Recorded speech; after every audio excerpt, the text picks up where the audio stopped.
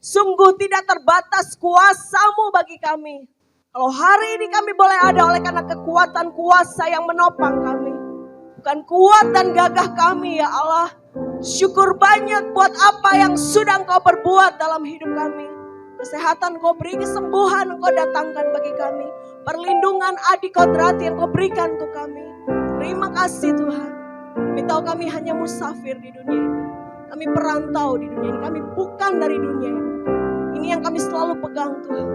Dunia boleh berlalu, tapi orang yang melakukan kebenaran firman akan tinggal tetap untuk selama-lamanya. Itu janji Tuhan atas kami. Dan hari ini kami mau berbalik kepada Tuhan. Seperti apa yang Kau ciptakan kami dari awal, serupa dan segambar dengan Engkau. Kaboya sakara basira lata kaboya shikara. Kuasa-Mu menjamah kami Tuhan. Setiap anak-anak Tuhan yang hadir dalam ruangan ini, bahkan yang beribadah di rumah. Tuhan, masa ini masa yang tidak mudah untuk kami lewati. Di satu hal Tuhan, kami rindu. Tidak ada yang bisa memisahkan kami dari kasih Tuhan. Sampai keadaan apapun. Kami mau belajar beri hidup kami sungguh-sungguh buat Tuhan. Itu pun tidak bisa membalas apa yang sudah Engkau kerjakan dalam kami. Tapi kami mau belajar beri yang terbaik.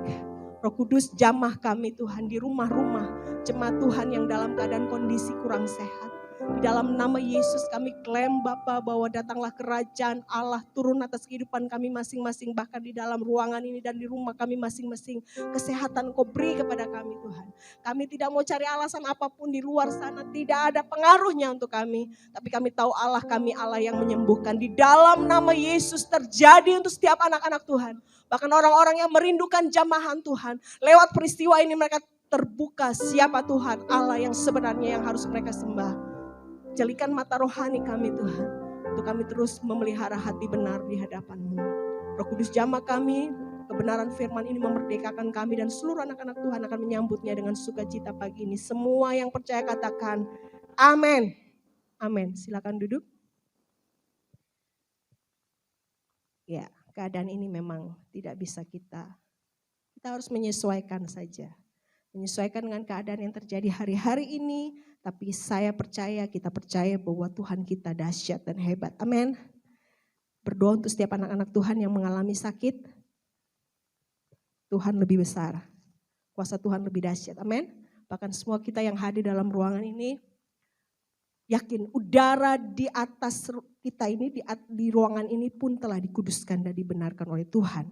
Dibersihkan. Sudahlah, itu semua ilmu pengetahuan kita perlu tahu. Tapi yang kita perlu kenal siapa Tuhan yang kita sembah. Amin.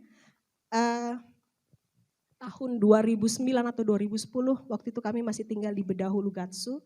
Anak-anak kami sekolah di Tegal Jaya. Jadi pagi-pagi kami antar, kebetulan itu hari Sabtu. Beberapa menit atau mungkin hitungan 1 jam atau itu kemudian gempa. Masih ingat hari Sabtu gempa yang cukup kuat sekitar 2009-2010 nggak tahu bulan apa saya lupa.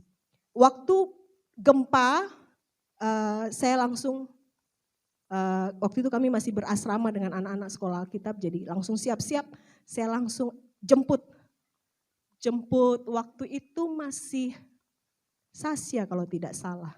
Larry hari itu libur kalau nggak salah.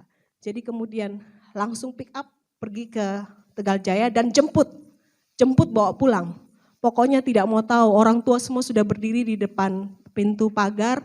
Pokoknya enggak mau tahu, anak harus pulang ya, anak harus pulang. Akhirnya memang dipulangkan, semua dipulangkan, dijemput. Begini, mungkin ilustrasi ini yang saya ambil bisa menolong. Keadaan dunia hari ini itu tidak bersahabat lagi dengan anak-anak Tuhan. Saudara percaya itu? Ada banyak hal yang bisa terjadi untuk kehidupan dunia sekarang ini. Tapi saudara jangan khawatir, saudara punya Bapa di surga. Nah, firman Tuhan dalam Kisah Para Rasul mengatakan bahwa kamu yang melihat aku naik ke surga, kamu akan melihat cara yang sama aku turun jemput kamu. Nah, begini saja, idealnya begini. Tidak ada Bapa yang sebaik Bapa di surga. Jadi kalau beliau dari surga melihat keadaan anak-anak Tuhan sudah pada sampai kepada titik disertai dengan digenapinya Alkitab firman Tuhan bahwa Injil sudah diberitakan sampai ke ujung-ujung bumi Dan beberapa peristiwa tentang alam yang terjadi, yang saudara bisa lihat dan firman Tuhan mengatakan itu belum kesudahannya. Tetapi itu baru permulaan. Tetapi apapun yang terjadi, saya meyakini dengan yakin-yakinnya bahwa kalau Bapa di surga melihat keadaan anak-anaknya sudah pada dalam posisi siap, sudah dalam posisi rindu untuk menantikan dia, sudah dalam posisi keadaan dunia yang tidak lagi bersahabat sampai anak-anak Tuhan ada di tempat atau di titik yang paling tertekan. Saya mau kasih tahu, Bapa di surga jemput kita. Amin. Karena tempat kita bukan di bumi ini. Jadi yang perlu kita lakukan adalah sungguh-sungguh saja sama Tuhan. Setia sama Tuhan. Kita punya Bapa yang sangat mengasihi kita. Dia tahu benar kekuatan anak Tuhan itu sampai di titik mana. Dan pada saat dia melihat bahwa kita sudah ada pada titik kemanusiaan kita yang sangat terbatas diiringi dengan penggenapan firman Tuhan yang sudah terjadi menurut kehendak Tuhan. Saudara yakin dan percaya, kita akan dijemput Tuhan pulang. Karena tempat kita sesungguhnya bukan di bumi ini, di dunia ini. Tempat kita di surga. Amin. Jadi kalau hari ini saudara merasa perjuangan begitu payah, setia terus sama Tuhan.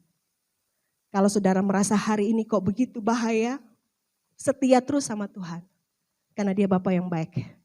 Dia pasti jemput kita pulang. Pasti. Dia pick up kita. Saudara tahu waktu dia pick up kita, saudara gak bisa pamit-pamitan. Karena kita langsung diubah dengan tubuh kemuliaan. Dalam waktu yang sekejap. Dan itu sangat tidak bisa kita tangkap dengan kedipan mata. Saudara, kedip mata itu cepat. Tapi Tuhan jemput kita lebih dari kedipan mata. Saudara harus yakin itu. Tapi menantikannya itu kita perlu iman. Karena waktu dia datang, dia mau temukan iman. Amin. Saudara masih beriman sama Tuhan? Pagi ini kita akan belajar tentang masih komitmen berbuah. Untuk berbuah kita akan lihat di dalam Yohanes 15 ayat 16 tentang memberi buah. Sebagai info hari ini Pak Gembala melayani di Rok Lungkung. Sudah lama tidak keluar kandang saudara. Dan saya kemarin sempat was-was karena keadaan begini apakah masih bisa berlaku. Ternyata Tuhan lebih dahsyat dari apa yang terjadi. Beliau masih diperkenankan untuk melayani. Haleluya. Nah, pagi ini kita belajar tentang memberi buah. Yohanes 15 ayat 16. Boleh ditampilkan ayat firman Tuhan. Oke, sudah ada. Kita sama-sama baca ayat firman Tuhan ini. 1-3. Bukan kamu yang memilih aku, tapi akulah yang memilih kamu. Dan aku telah menetapkan kamu supaya kamu pergi dan menghasilkan buah. Dan buahmu itu tetap. Supaya apa yang kamu minta kepada Bapa dalam namaku diberikannya kepadamu. Amin buat kebenaran firman Tuhan. Minggu ini minggu kedua masih dengan topik komitmen untuk berbuah. Dan pagi ini saya ambil temanya adalah memberi buah. Memberi buah, menghasilkan buah. Kalau saudara dalam 2 bulan terakhir ini kata buah, tumbuh, tanam itu sudah sangat lekat dengan kehidupan kita. Karena kita selalu mengupasnya dalam kebenaran firman setiap minggu. Tapi pagi hari ini kembali lagi firman Tuhan datang kepada saya dan saudara untuk mengingatkan kita tentang hidup memberi buah. Buah adalah sesuatu yang dinikmati dan dihasilkan. Buah adalah sesuatu yang terlihat dan memberi dampak. Tetapi pagi hari ini kita akan belajar sama-sama sehingga kita bisa tarik mundur ke belakang tentang apa yang harus kita pahami dengan benar kalau sampai kehidupan kita memberi buah, apa kebenaran yang mendasarinya. Sehingga pada saat kita memberi buah yang berkualitas, amin. Kita memberi buah hidup menghasilkan dampak yang bisa dirasakan oleh orang lain. Yang bisa diterima dan dipahami bahwa ini betul-betul hasil karya Roh Kudus di dalam kita. Perbuatan tangan Tuhan di dalam hidup saya dan saudara. Karena persoalan berbuah adalah persoalan yang memberi dampak. Ada satu pengaruh, ada satu dampak yang kita berikan kepada orang lain di sekitar kita tentang apa yang telah Tuhan kerjakan di dalam kita. Nah, kalau Pak Gembala mengatakan bahwa bertumbuh itu di dalam, berbuah itu di luar. Nah, proses pertumbuhan yang Tuhan kerjakan di dalam kita hasilnya itu akan kita tampilkan keluar. Yaitu berupa buah yang kita hasilkan. Pagi ini kita akan belajar kalau sampai hidup saya dan saudara dikatakan hidup yang memberi buah.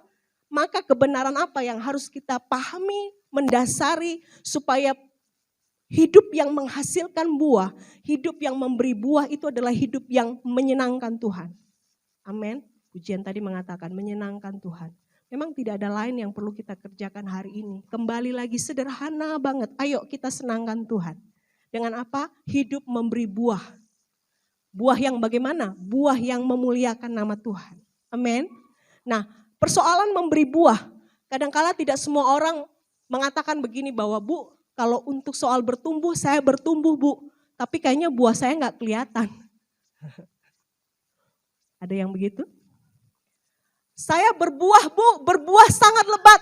Tapi kalau untuk urusan bertumbuh saya nggak mau. Ya, ada yang seperti itu ya. Tapi dikatakan kalau kita mau berbuah berarti kita bertumbuh. Kalau kita bertumbuh berarti kita berbuah. Berarti itu adalah satu hal yang tidak bisa dilepas pisahkan satu sama lain. Kalau kita hanya mau bertumbuh saja tidak mau berbuah kita kerdil. Tapi kalau kita mau berbuah saja kita tidak tumbuh, kita akan menghasilkan buah yang tidak berkualitas. Tapi kalau kita bertumbuh dan kita berbuah, maka buah itu akan memuliakan nama Tuhan. Amin. Dan tahan lama, langgeng. Ya. Nah, kebenaran pertama yang perlu kita pahami dalam hal memberi buah, yaitu hal pertama. Kalau kita bisa hidup memberi buah, menghasilkan buah, dan buah itu punya dampak bagi kerajaan Allah, buah yang berkualitas, hidup yang berkenan kepada Tuhan, hidup yang produktif. Produktif bukan hal saja dengan kehidupan lahiriah biasa, tapi produktif dalam hal kehidupan rohani. Nah, kalau saudara bisa bilang memberi buah, di luar sana orang banyak menghasilkan buah. Tapi buah-buah mereka hanya buah-buah secara jasmani. Tapi kita sebagai anak-anak Tuhan berbuah secara jasmani, berbuah dalam kehidupan kerohanian. Sehingga buah kita itu adalah buah yang memuliakan nama Tuhan. Hal pertama yang perlu kita tahu, kalau kita mau memberi buah yaitu kita harus sadar dulu. Bahwa kalau kita bisa memberi buah itu karena pilihan Tuhan. Yohanes 15 ayat 16. Dikatakan, bukan, kalau kita boleh ganti nama kita, di situ dikatakan bukan Uki yang memilih aku, tapi akulah yang memilih Uki. Dari sini kita tahu benar bahwa kalau sampai kita bisa hidup memberi buah, menempel pada pokok anggur, dan akhirnya dibersihkan dan kemudian kita menghasilkan buah dari ranting-ranting yang menempel dari pokok anggur tersebut, maka dikatakan firman Tuhan, bukan kita yang punya inisiatif awal, tetapi Tuhan yang punya inisiatif awal untuk memilih kita. Katakan setuju. Bukan kamu yang memilih aku, tapi akulah yang memilih kamu. Tuhan yang pilih kita. Tuhan yang memulai satu inisiatif untuk mengambil kita, memungut kita, memilih kita. Untuk mengangkat kita dari mungkin kumpulan-kumpulan orang-orang yang sudah cinta Tuhan mungkin, sudah mengasihi Tuhan mungkin, tetapi dia lihat begitu istimewanya kita, kemudian dia pilih kita untuk bawa kepada satu level yang lebih baik supaya kita menghasilkan buah. Nah, kalau saya dan saudara ada di kumpulan buah-buah yang sudah dipilih itu, bukan berarti pemilihan berhenti, ada proses-proses selanjutnya sehingga kita semakin mengerti bahwa kalau Tuhan memilih dan Tuhan mengerjakan dari awal, maka Tuhan akan menyempurnakan. Amin. Nah, dikatakan Tuhan yang memilih kita. Nah, pilihan Tuhan harus bisa dipahami, tidak disabotase, tidak diinterup, tidak dipengaruhi oleh pikiran-pikiran manusia, pikiran-pikiran duniawi. Karena pikiran Tuhan, pikiran ilahi. Jadi kalau Tuhan memilih saya dan saudara betul-betul adalah haknya Tuhan. Kedaulatannya Tuhan memilih kita. Bahkan kita sendiri tidak bisa menginterup Tuhan. Kenapa Tuhan pilih kita? Karena kalau sudah Tuhan memilih itu satu cara di dalam kekekalannya bahwa dia tahu bahwa kita akan dipakai Tuhan dengan cara yang luar biasa dan hebat. Tidak peduli dari mana kita berasal, Tidak peduli dari siapa kita dilahirkan, tidak peduli lingkungan macam bagaimana yang membesarkan kita, tidak peduli. Tidak peduli berapa banyak kekayaan yang kita punya, tidak peduli. Tidak peduli berapa banyak nanti kesuksesan lahiriah yang bisa kita capai pun tidak peduli. Tidak peduli seberapa bobroknya mental kita sebelum kenal Tuhan, Tuhan tidak peduli. Tuhan tidak peduli juga dan bukan menurut kriteria Tuhan. Kalau sehari ini kita dipilih, kita dipandang begitu baik mungkin, tidak ada dosa mungkin atau apapun, tidak peduli. Tuhan memilih kita absolut, mutlak. Pilihannya tidak bisa, kalau saudara jadi juri ada yang disogok dan sebagainya. Tuhan tidak bisa disogok. Tuhan kalau pilih kita betul-betul atas dasar kematahuan Tuhan dan di dalam kekekalan Tuhan. Mau jadi apa kita di dalam Tuhan nantinya. Itu sebabnya Tuhan panggil dan pilih saya dan saudara. Katakan setuju. Saudara bangga ya. Tuhan yang pilih saudara. Dalam Ulangan 7 ayat 7 sampai 8. Bukan karena lebih banyak jumlahmu dari bangsa manapun juga, maka hati Tuhan terpikat olehmu dan memilih kamu. Bukankah kamu ini yang paling kecil dari segala bangsa? Tetapi karena Tuhan mengasihi kamu dan memegang sumpahnya yang telah diikrarkannya kepada nenek moyangmu, maka Tuhan telah membawa kamu keluar dengan tangan yang kuat dan menebus engkau dari rumah perbudakan, dari tangan Firaun Raja Mesir. Dari ayat firman Tuhan ini jemaat Tuhan yang diberkati bahwa dasar pilihan Tuhan bukan karena kita lebih besar, bukan karena kita lebih kecil, bukan karena kita memiliki sesuatu atau bukan karena kita tidak memiliki sesuatu. Tetapi dasar pilihan Tuhan di dalam hidup saya dan saudara adalah karena Tuhan mengasihi kita. Dan memegang sumpah. Kesetiaan Tuhan. Bahwa Tuhan telah menjanjikan bahwa kita akan dijadikan umatnya. Umat kesayangannya. Pilihan Tuhan. Karena dia mengasihi saya dan saudara. Kalau bicara kasih Tuhan, saudara jangan ragu, jangan bimbang, dia sangat mengasihi kita. Bahkan ketika orang lain tidak berhasil mengasihi kita, Tuhan mengasihi kita.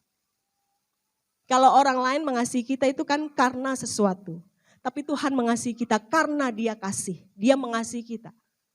Ya, dia mengasihi kita. Walaupun kita mungkin merasa kita lebih besar, atau mungkin kita lebih kecil, siapa saudara yang anak sulung di sini, siapa saudara yang anak paling bungsu di sini, itu tidak akan pernah mempengaruhi pilihan Tuhan di dalam hidup saya dan saudara. Dia tahu bahwa kita akan, saudara, kita mau lahir di periode tahun berapa saja Tuhan tahu. Kenapa Tuhan taruh kita di tahun-tahun akhir seperti ini? Kenapa Tuhan enggak biarkan kita hidup di masa Musa begitu? Atau saudara coba berpikir, kenapa Tuhan tidak biarkan kita hidup di masa Daud, masa Abraham, masa-masa perjanjian awal gereja Tuhan di Yerusalem, waktu menyaksikan pencurahan Roh Kudus pertama, kenapa Tuhan tidak izinkan kita hidup di masa itu? Bisa nggak kalau kira-kira Tuhan izinkan? Bisa, bisa toh? Bisa. Tapi kenapa Tuhan pilih kita hidup di masa ini? Kan pasti ada tujuannya. Coba tanya sekali-sekali sama Tuhan. Kok Tuhan izinkan saya hidup di akhir zaman seperti ini? Kalau Tuhan izinkan saya dan saudara hidup di akhir zaman ini pasti ada tujuannya. Tujuannya kenapa? Supaya kita bisa melihat kemuliaan Tuhan. Supaya nggak sia-sia kita ikut Tuhan tuh akhirnya bagaimana? Saudara nggak penasaran bahwa nanti saudara akan melihat sesuatu yang dahsyat dan luar biasa di akhir hidup saudara? Penasaran nggak? Kalau saya penasaran sekali. Dunia ini udah biasa. Mau segala macam yang terjadi di dunia sehebat apapun firman Tuhan bilang manusia akan mengulangi apa yang pernah dilakukan. Tidak ada yang lebih maju daripada itu. Sebenarnya kita lihat walaupun itu maju, tidak ada lebih maju. Tapi kalau Tuhan mau kerjakan sesuatu dalam kita nanti itu saudara, kalau saudara lihat pembukaan acara award yang gemilang luar biasa sinarnya kayak begitu, saya mau kasih tahu, waktu kedatangan Tuhan lebih dahsyat. Lebih hebat, lebih luar biasa karena tidak dikerjakan oleh tangan manusia. Nah, waktu Tuhan mengatakan Tuhan memilih kita, mengangkat kita, bukan angkat sekedar angkat tapi dia membersihkan kita. Saudara tahu tidak kalau kumpulan pencemooh, kumpulan pendosa dan kita ada di situ dan kemudian Tuhan angkat, pastikan Tuhan mandikan dulu. Saya punya pengalaman pelayanan di Karimun Riau di suku laut. Ngajar anak-anak sekolah minggu. Saudara tahu, badan sekecil ini muat 4 anak. Jadi kalau saya duduk di kursi, 2, 1, 2, 1, 2. Dan mereka pada belum mandi. Dan mungkin mandi juga tidak pakai sabun. Hanya air saja. Kemudian air mereka juga bukan air yang bersih, air timah, jadi butek banget. Dan mereka tidak kenal wangi-wangian. Dan saudara tahu, setiap hari Minggu saya harus menghadapi itu. Dan kemudian saya ajak mereka mandi, bersihkan, mandi, bersih, pakaiin baju, kemudian ikut sekolah minggu dan belajar baca. Saudara, saya mengingat ini, saya melihat Tuhan tuh seperti itu sama kita.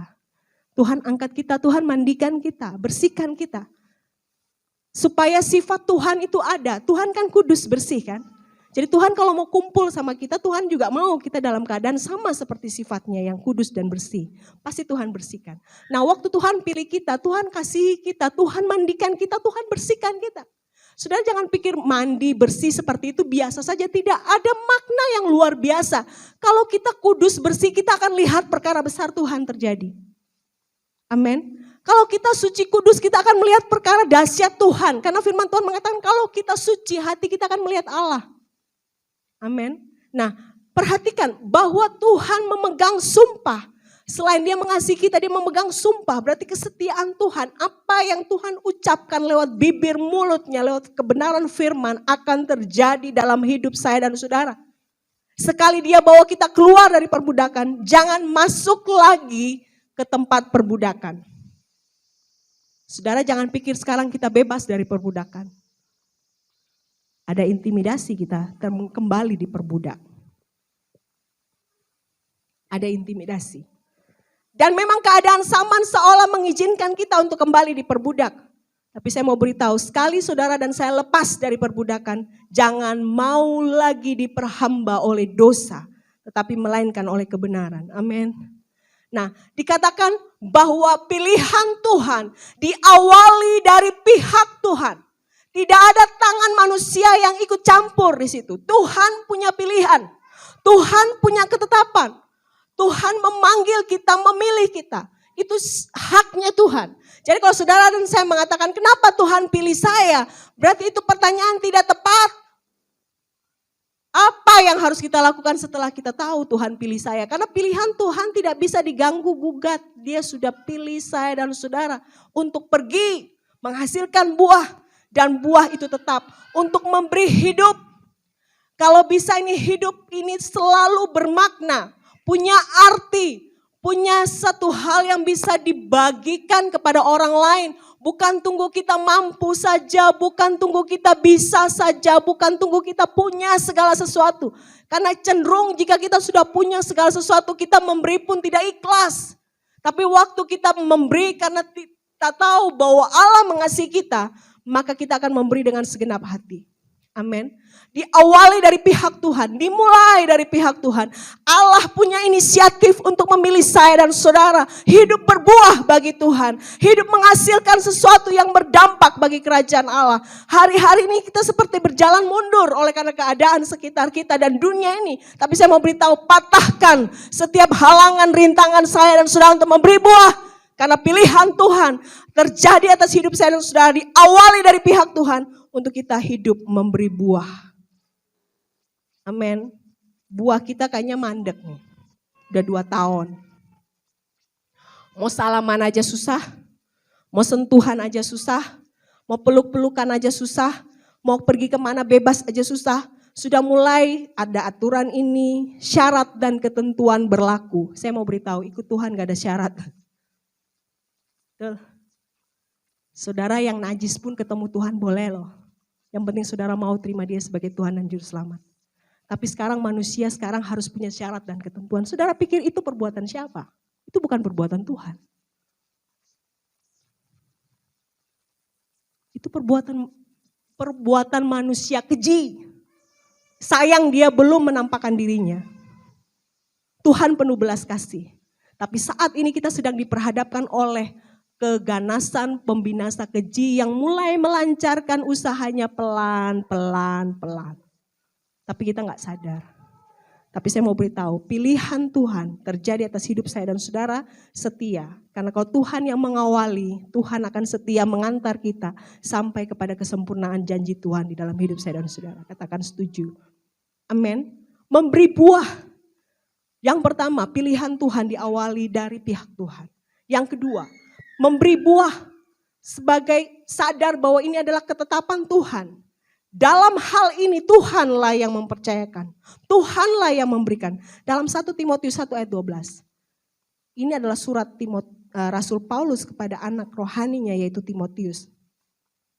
Dikatakan seperti ini. Aku bersyukur kepada Dia yang menguatkan aku yaitu Kristus Yesus Tuhan kita. Karena Ia huruf besar menganggap aku setia dan mempercayakan pelayanan ini kepadaku. Saudara coba baca ayat ini pelan-pelan, saudara akan tahu diri.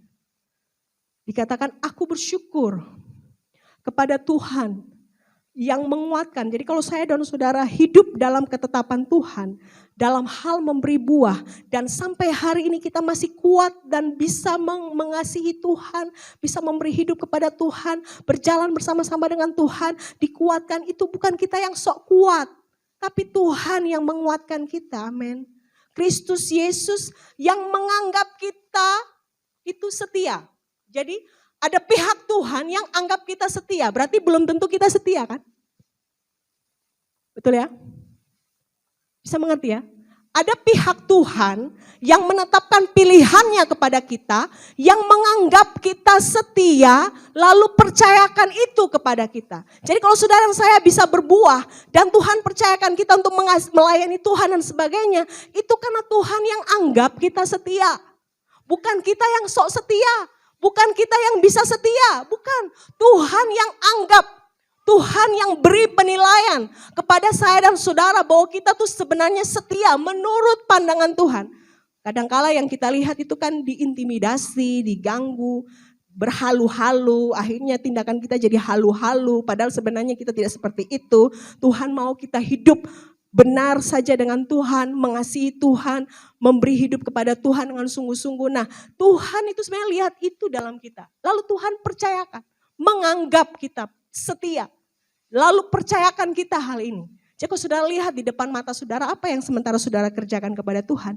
Itu terjadi karena Tuhan anggap aku nih setia loh.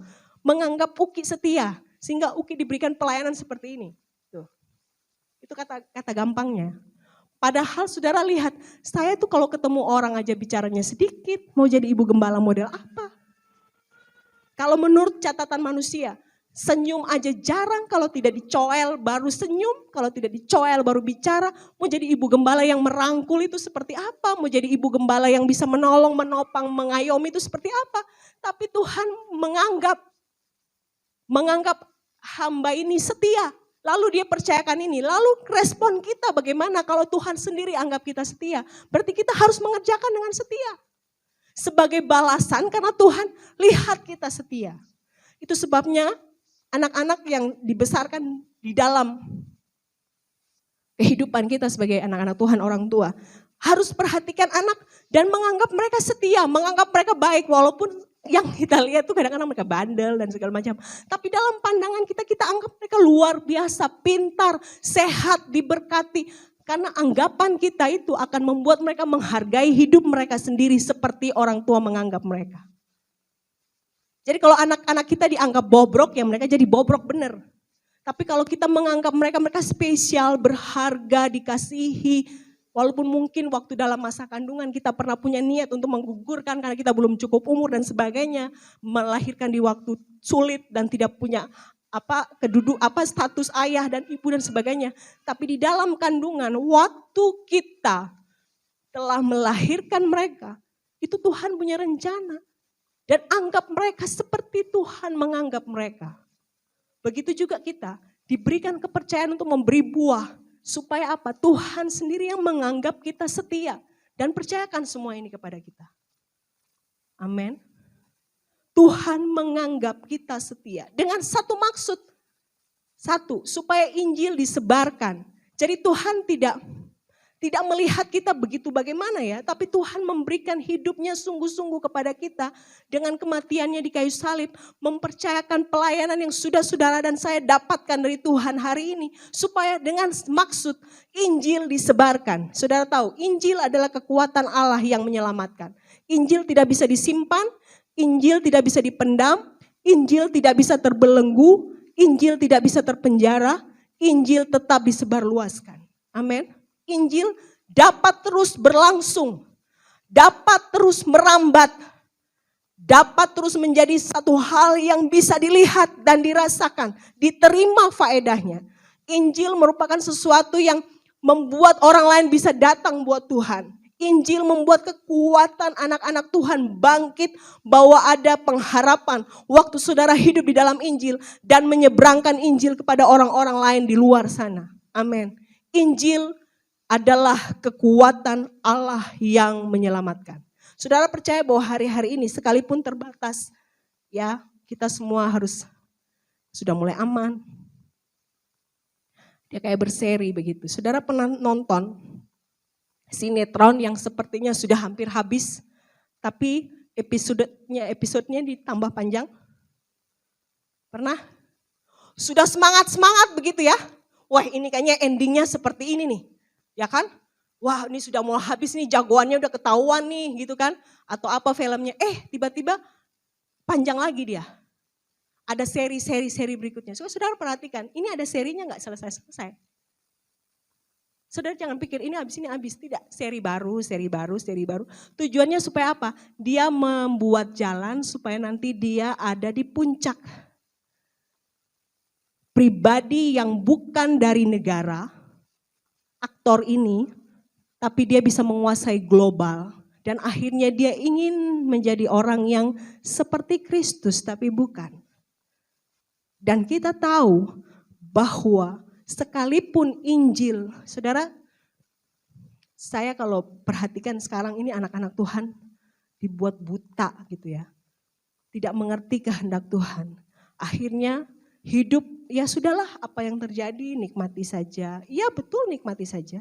Tapi percaya bahwa ada rencana Tuhan di baliknya. Dengan satu maksud, Tuhan mau percayakan kita kepada pelayanan yang besar, yang dahsyat hari-hari ini. Menjadi anak-anak Tuhan yang militan, yang bersaksi bahwa Tuhan itu dahsyat dan hebat. Kuasanya tidak bisa ditandingi. Ketetapan Tuhan memilih saya dan saudara karena mempercayakan kita sebagai satu bentuk. Karena dia menganggap kita setia. Saudara masih hidup di bilangan hari-hari ini. Tuhan tidak membuat saudara berhenti. Karena Tuhan mau lewat hidup saya dan saudara ada bukti kuasa penyertaan Tuhan yang kita sebarluaskan di muka bumi ini. Siapa Tuhan yang sebenarnya harus disembah?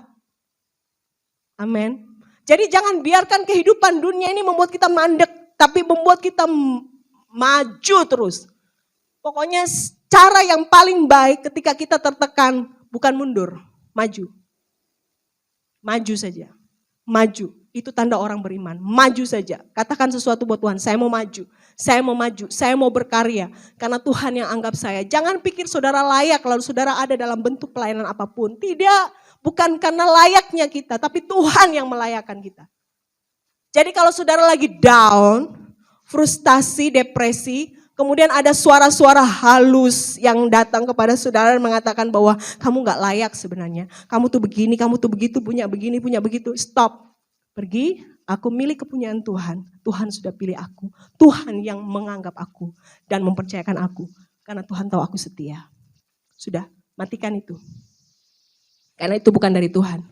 Ya, ketetapan Tuhan karena dalam hal ini Tuhan percayakan. Berarti kalau Tuhan sudah tidak percayakan, mau kita usaha seperti apapun, kita tidak bisa mempertahankan waktu lebih lama. Bisa mengerti? Jadi kalau Tuhan yang kasih, Tuhan anggap kita setia. Tapi kalau Tuhan yang ambil, kita mau usaha apapun, itu tidak akan pernah mempengaruhi penilaian Tuhan atas kita. Tuhan sudah anggap kita tidak bisa, Tuhan anggap kita tidak mau, Tuhan anggap kita tidak bersedia dan sebagainya, Tuhan ambil. Kalau sudah Tuhan ambil, Tuhan juga tidak perlu pertimbangan siapapun untuk melakukannya kepada kita. Kalau sudah Tuhan ambil, selesai. Puji Tuhan kalau Tuhan ambil, kita masih hidup. Masih bisa bertobat kan? Masih bisa merasakan hadirat Tuhan dan Tuhan menjamah, kemudian kita buat komitmen baru, masih bersyukur.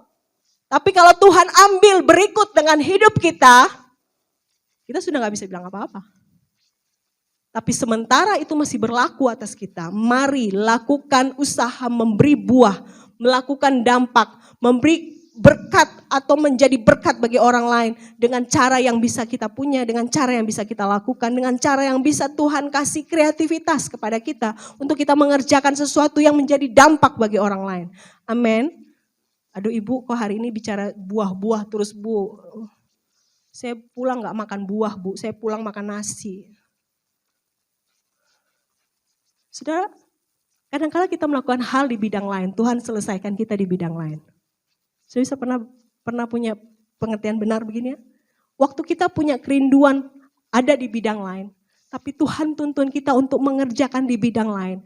Bidang yang lain itu Tuhan selesaikan buat saya dan saudara. Tapi karena kita manusia yang terbatas, kalau kita mau itu yang terjadi, kita mau itu Tuhan yang kerjakan.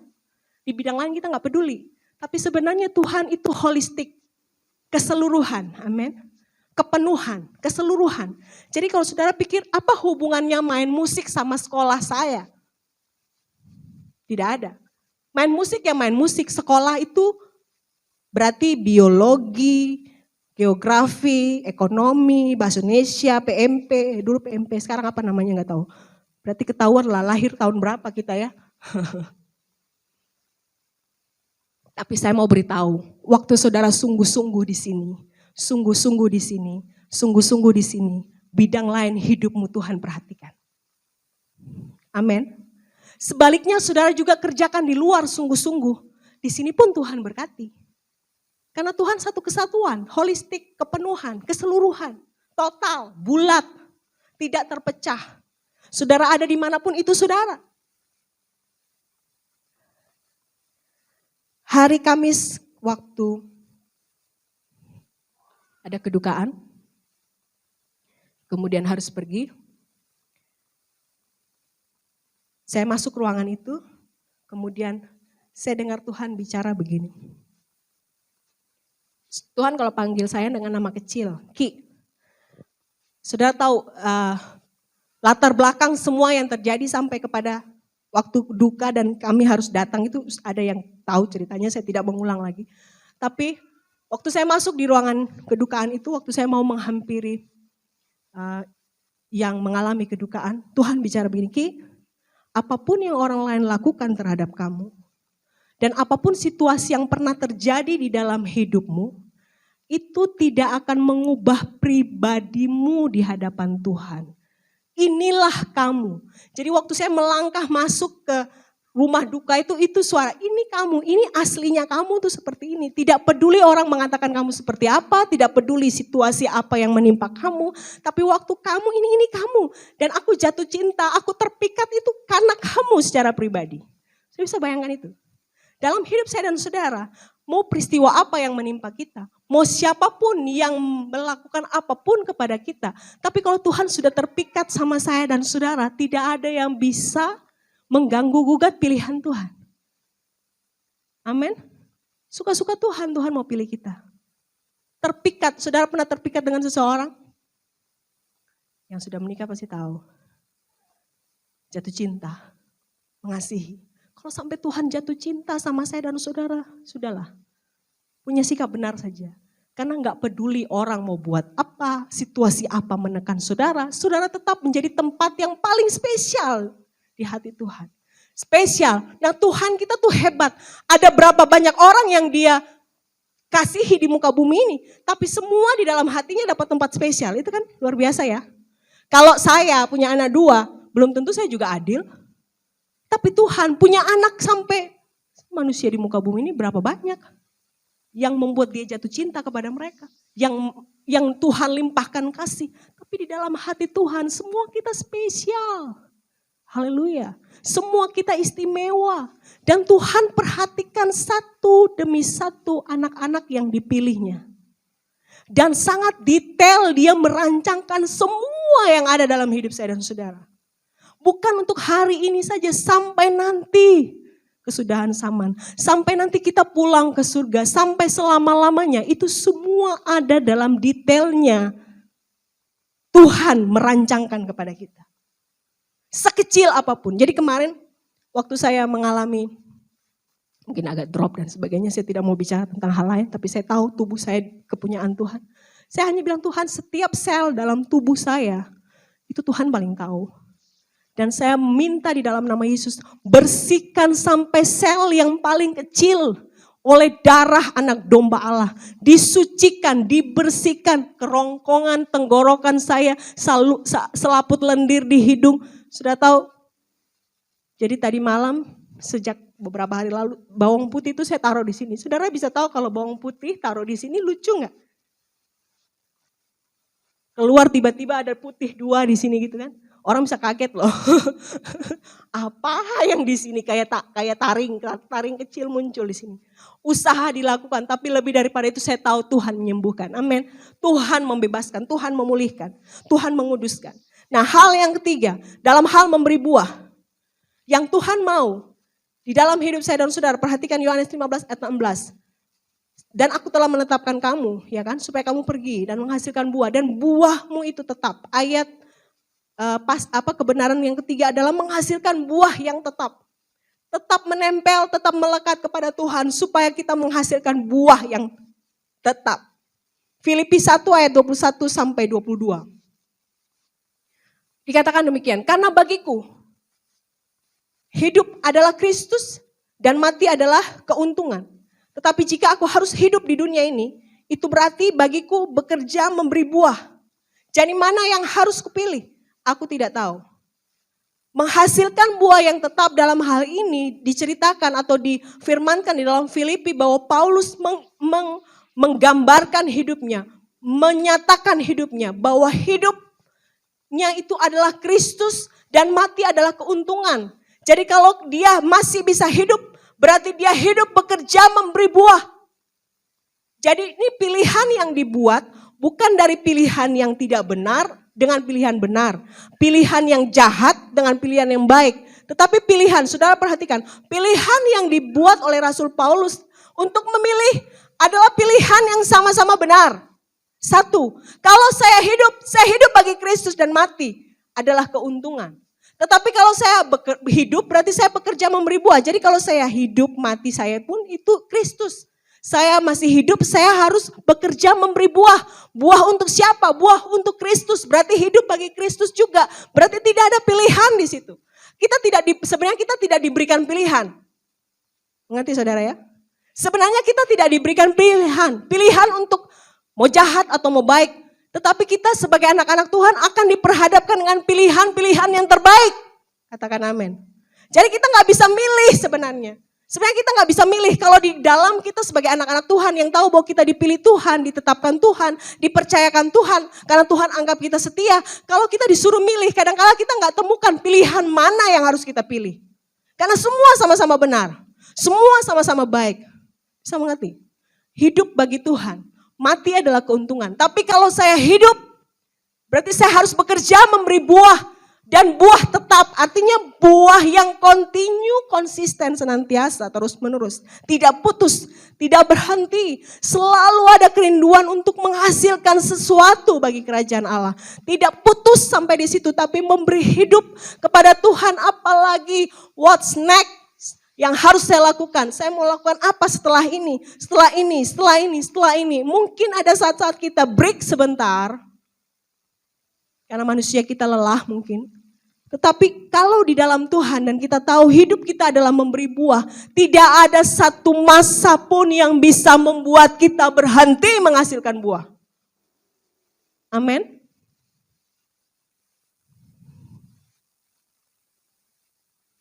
Saudara hidup mau lama dengan Tuhan, amin.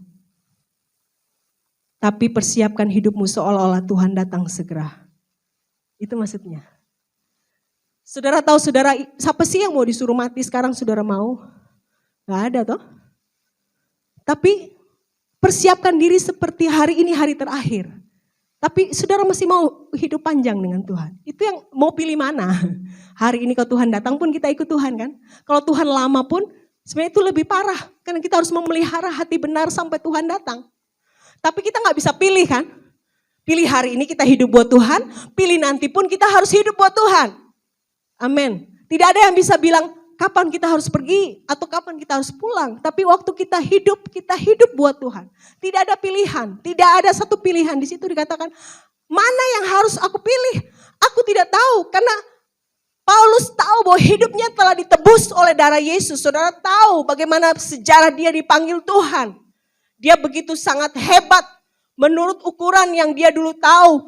Sangat pintar, cerdas, dididik dalam didikan Gamaliel, ya. Seorang ahli yang luar biasa.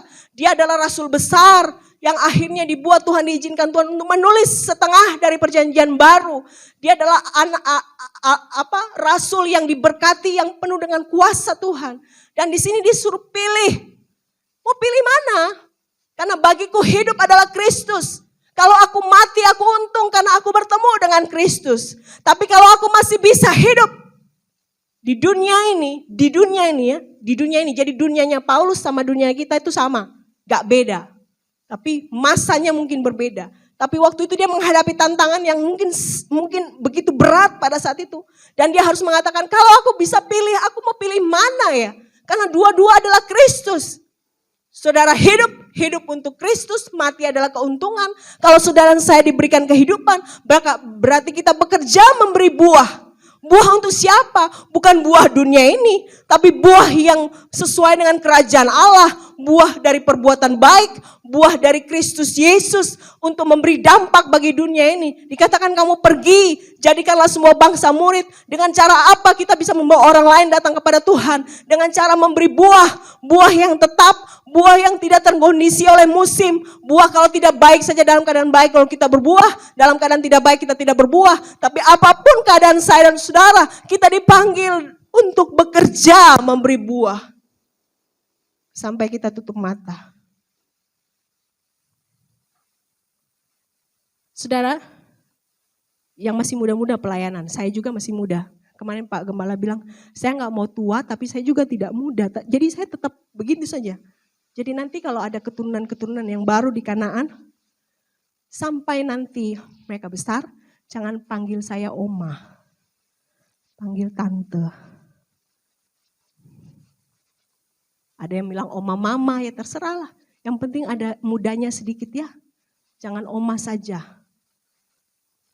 Karena itu membuat kita terus bergairah. Banyak keturunan ilahi yang akan kita hasilkan. Amin. Keturunan rohani yang kita hasilkan. Memberi buah dan buah itu tetap. Dalam pikiran saya sudah bisa tahu nanti 10 tahun cita-cita saya sama Pak Raf kami memang rindu bermisi. Hari ini belum terjadi. Tapi kami rindu gereja ini sudah settle. Anak-anak Tuhan sudah maksimal melayani. Ya 1 minggu 2 minggu tidak ada kami kan tidak apa-apa ya. Yang penting kerajaan Allah disebarluaskan. Amin. Tapi saya lihat dengan keadaan dunia ini. Syarat ketentuan berlaku, mau terbang aja syarat ketentuan berlaku. Kalau kita nggak ikut, kita nggak bisa terbang. Gimana caranya? Dan bla bla bla. Tapi ingat firman Tuhan tidak terbelenggu. Dia akan disebarluaskan. Terus berlangsung sampai kepada genapan firman Tuhan dan akan menjadi nyata. Saudara, firman Tuhan, Injil Tuhan nyata. Jadi kalau saudara hidup di dalam Injil, Injil yang saudara percayai dan saudara hidupi itu akan keluar dan menjadi saksi bagi orang-orang yang tidak hidup di dalam Injil, membuktikan bahwa kuasa Tuhan dahsyat. Amin. Saudara percaya itu? Saudara percaya itu? Hari-hari ini Tuhan akan buat perbedaan mana orang-orang yang hidup di dalam kuasa Tuhan dan yang tidak. Supaya apa? Menghasilkan buah. Buah itu tetap dengan satu rahasia, tetap tempel sama Tuhan. Jangan jauh dari Tuhan. Maju terus buat Tuhan. Berikan hidup untuk hidup yang berkenan kepada Tuhan.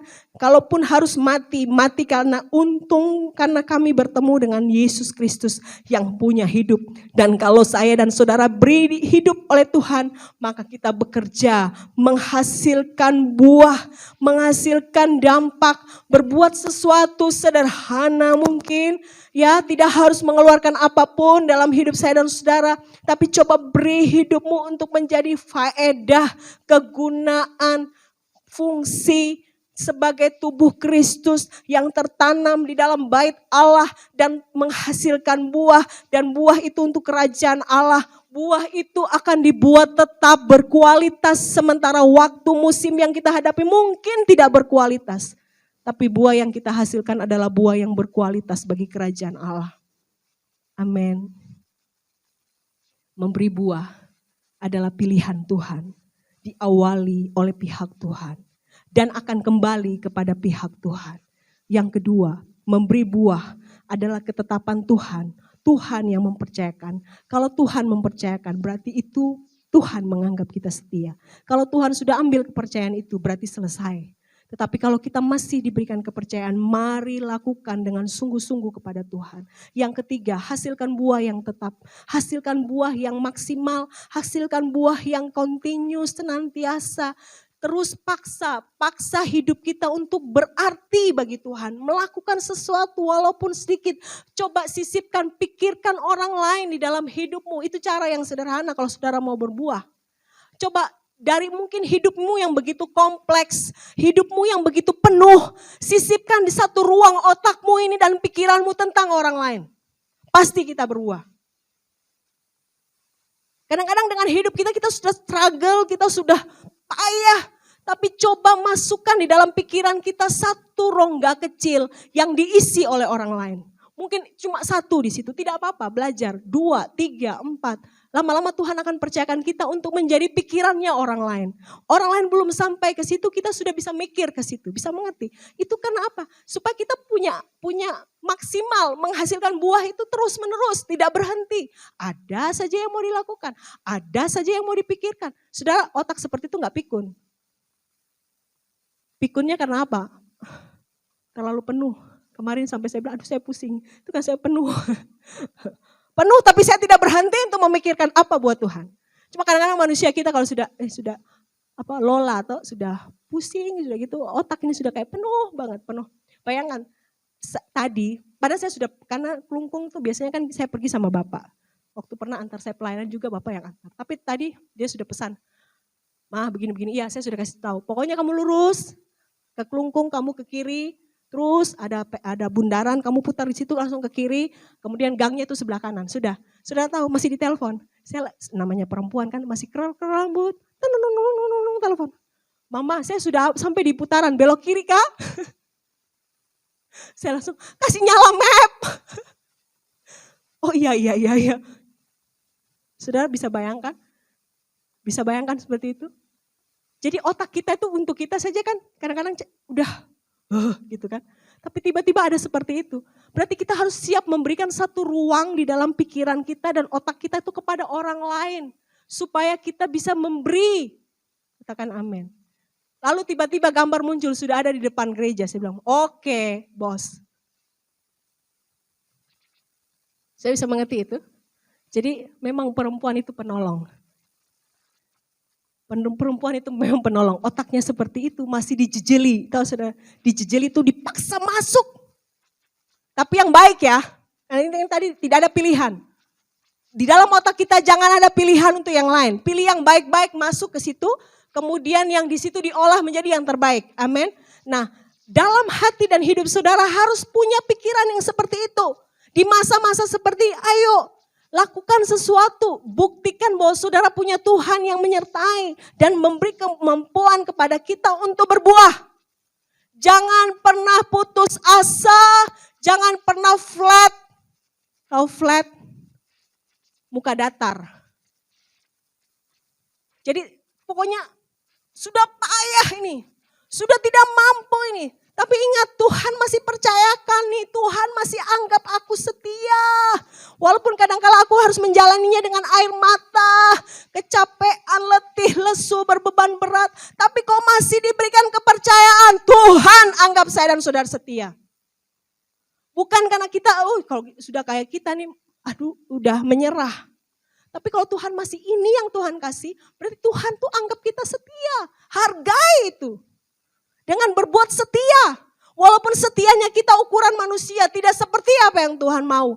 Tetapi mari kita berjuang untuk tetap setia. Beri hidup yang terbaik kepada Tuhan. Apa yang bisa Tuhan kerjakan dalam hidup saya yang masih muda ini. Mau sudah setengah baya seperti Mbah Toyo. Apa rindu lihat anak-anak cucu-cucu besar di dalam Tuhan. Hidup mengasihi Tuhan. Itu kan buah hasil. Dari mungkin kita tidak mengerti apa yang ditanam oleh Mbah Toyo selama bertahun-tahun untuk anak-anaknya. Apa yang ditumbuhkan dan sekarang dia menikmati. Amin. Amin saudara. Kalau kita yang menikmati itu kan enak ya. Betul ya. Tapi waktu prosesnya gak semua mau. Gak semua mau. Tapi kalau kita sudah bilang menikmati, kita senang sekali. Menikmati yang baik ya. Mari beri hidup untuk memberi buah. Oleh karena itu, hasilkanlah respon benar terhadap pilihan Tuhan atas hidup saya dan saudara. Untuk menghasilkan buah. Dan biarlah buah itu tetap yang pada akhirnya memuliakan Bapa di surga. Dikatakan begini, supaya apa yang kamu minta kepada Bapa dalam namaku diberikan kepadamu. Karena apa? Kita sudah tahu proses Tuhan di dalam kita. Jadi apa yang kita minta pasti sesuai dengan kerinduan Tuhan. Sesuai dengan kehendak Tuhan. Kita nggak minta yang neko-neko. Kalau hidup bagi Kristus, kalau mati-mati ya untung. Tapi kalau masih hidup saya mau bekerja memberi buah. Nah itu yang kita rindukan. Jadi keinginan kita sudah tidak monoton tentang diri kita sendiri. Tapi tentang apa yang Tuhan mau. Tentang apa yang Tuhan titipkan melalui kita untuk pekerjaan Tuhan. Tentang agenda Tuhan. Sudah tidak berpikir tentang saya mau makan apa. Saya mau pakai baju apa. Saya harus tinggal di mana. Saya harus menikmati apa. Sudah tidak ada lagi yang perlu kita khawatirkan dengan diri kita. Yang kita pikirkan itu hanya apa yang Tuhan mau. Apa yang Tuhan mau pikirkan. Yang bisa saya bagikan kepada orang lain, yang bisa melalui saya tuh orang lain dapat untung, melalui saya orang lain tuh diberkati, melalui saya tuh orang lain dapat hidup yang berkelimpahan. Hanya lihat saya saja, hanya lihat manusia saya saja, Tuhan memberikan kesenangan kepada orang lain. Untuk saudara, nanti kadang-kadang kalau kita sudah tidak ada, kehadiran kita tuh dirindukan. Sekarang kita masih hidup, mungkin orang gak anggap kita. Tapi waktu kita sudah gak ada, tiba-tiba orang bilang, oh orang itu mana ya? Nah, kenapa? Karena kita selama hidup memberi buah. Amin. Mari beri hidup kita sebagai hidup yang dipilih Tuhan dan ditetapkan Tuhan. Menghasilkan buah dan buah bagi kerajaan Allah. Kita berdoa. Bapa di surga, Engkau tolong kami. Hari ini adalah hari yang dijadikan Tuhan. Untuk kami bisa bersuka cita di dalamnya. Mampukan kami untuk kami hidup berkenan kepada Engkau. Dengan menghasilkan buah. Kalau kami hidup oleh karena Kristus dan mati kami pun adalah keuntungan. Dan kalau kami masih bisa diberikan kehidupan hari ini, berarti kami diberikan kesempatan untuk bekerja memberi buah. Dan buah adalah untuk kerajaan Allah. Buah yang tetap, yang dihasilkan untuk mempermuliakan nama Tuhan. Meteraikan kebenaran firman Tuhan di dalam hidup kami. Di dalam ruangan ini bahkan semua anak-anak Tuhan di rumah kami masing-masing. Ada masa-masa hebat yang kami hadapi hari ini. Tapi tidak kalah hebat dengan Tuhan yang berkuasa dan dahsyat untuk hidup kami. Meteraikan kebenaran firman Tuhan dalam hati kami Tuhan. Untuk kami senantiasa rendah hati di hadapan-Mu. Kalau kami masih diizinkan menghasilkan buah dan memberi buah. Itu karena Tuhan menganggap kami setia. Ajar ini terus di dalam hati dan hidup kami. Supaya sampai kami tutup mata. Kami tetap memberi buah bagi kerajaan Allah. Di dalam nama Tuhan Yesus meteraikan di dalam hati dan hidup kami. Nama Tuhan dipermuliakan, Roh Kudus bantu kami untuk melakukannya dalam hidup kami hari lepas hari. Di dalam nama Yesus kami berdoa. Haleluya. Amin. Haleluya. Saya percaya kita semua diberkati oleh Tuhan hari ini. Amin. Haleluya. Haleluya. Mari Bapak Ibu yang terkasih, kita akan menyiapkan persembahan kita pada pagi hari ini. Persembahan kita ada 2 kali. Persembahan yang pertama ada persembahan umum, melingkupi ada ucapan syukur, ada persepuluhan dan juga ada diakonia. Dan persembahan yang kedua ada persembahan untuk pembangunan, yaitu proyeksi M23. Mari bersama kita memberi yang terbaik buat Tuhan. Setiap benih yang sudah dipercayakan kepada kita mengembalikan yang terbaik buat kerajaan. Mari bersama kita berdoa dan mengangkat persembahan kita kepada Tuhan. Mari kita satu dalam doa. Kami mengucap syukur Tuhan buat hari ini. Terima kasih Engkau berikan kami kesempatan lagi Tuhan untuk menabur pekerjaan-Mu di tempat ini. Kami mau menabur dengan penuh sukacita, dengan penuh damai sejahtera Tuhan. Kami mau berikan yang terbaik dari apa yang kami punya untuk pekerjaan-Mu Tuhan. Terima kasih Tuhan, terima kasih. Pakai kami menjadi perpanjangan tangan-Mu di tempat ini. Di dalam nama Tuhan Yesus yang siap menabur, sama-sama katakan amin. Persembahan akan diberikan setelah ibadah selesai. Mari bersama Bapak Ibu kita akan mengakhiri seluruh ibadah kita pada pagi hari ini. Bersama-sama yang sudah kita bangkit berdiri. Kita bersyukur, menaikkan pujian, ucapan syukur kita kepada Tuhan.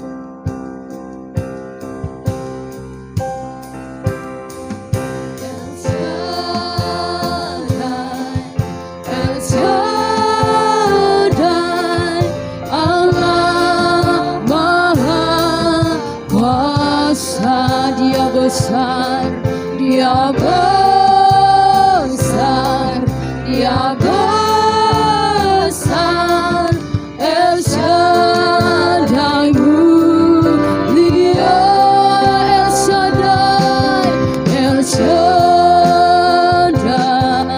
El Shaddai, Allah Maha Kuasa, berkat-Nya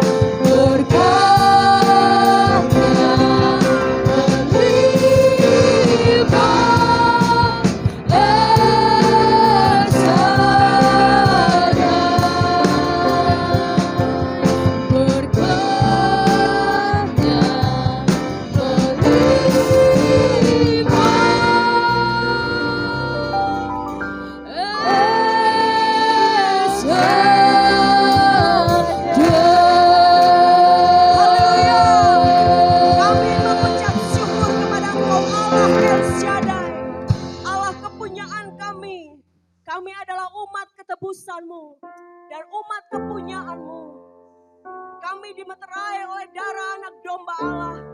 Di masa-masa seperti ini kami klaim ada darah anak domba Allah yang mengalir di dalam kehidupan kami.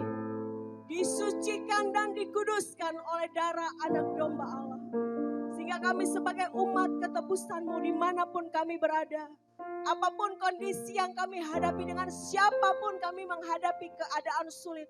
Atau apapun yang kami alami. Kami punya Tuhan yang hebat dan dahsyat di dalam kami. Kami pegang janji Tuhan bahwa hidup kami yang telah ditebus oleh kematian-Mu sendiri di kayu salib Tuhan akan memeteraikan kehidupan kami oleh kekuatan kuasa darah domba Allah. Umat Tuhan, kepunyaan Tuhan, di masa-masa seperti ini cari Tuhan sungguh-sungguh. Kasihi Tuhan sungguh-sungguh. Berharap kepada Tuhan sungguh-sungguh. Pegang janji Tuhan sungguh-sungguh. Dan minta kebenaran firman yang mengisi penuh seluruh kehidupanmu. Karena firman Tuhan akan memerdekakan engkau. Engkau budak lagi, bukan budak lagi, tetapi engkau adalah hamba Tuhan. Engkau adalah anak-anak Tuhan, hamba kebenaran. Terjadi di dalam kehidupanmu, di dalam nama Tuhan Yesus. Terima semua berkat ini dengan tangan yang terbuka di hadapan Tuhan. Allah menghadapkan wajahnya kepadamu dan memberikan kau damai sejahtera. Yesus Kristus memberikan kehidupan yang kekal kepadamu. Dan persekutuan Roh Kudus jadi atas hidupmu dimanapun engkau berada. Penyertaan Tuhan sempurna. Apa yang kau kerjakan dengan tanganmu Tuhan buat berhasil. Sehat sembuh Tuhan datangkan untuk kehidupanmu. Berhasil usaha pekerjaan pendidikan. Apapun yang diolah dengan tanganmu Tuhan berkarya di situ. Dan jadikanlah semua yang Tuhan percayakan kepadamu menjadi buah yang mendatangkan kemuliaan nama Tuhan. Dimanapun engkau berada. Semua berkat yang baik, anugerah yang terbaik kami terima hanya di dalam nama Allah Bapa, Allah Anak dan Allah Roh Kudus yang telah mengajarkan kami berdoa. Bapa kami yang di surga, dikuduskanlah namamu, datanglah kerajaanmu, jadilah kehendakmu, di bumi seperti di surga. Berikanlah kami pada hari ini makanan kami yang secukupnya, dan ampunilah kami akan kesalahan kami, seperti kami juga mengampuni orang yang bersalah kepada kami. Dan janganlah membawa kami ke dalam pencobaan, tetapi lepaskanlah kami daripada yang jahat. Karena engkaulah yang empunya kerajaan dan kuasa dan kemuliaan sampai selama-lamanya. Amin.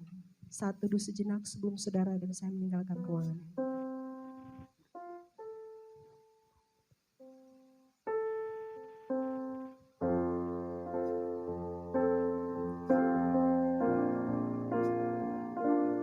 Saat teduh selesai, selamat hari Minggu, Tuhan Yesus memberkati.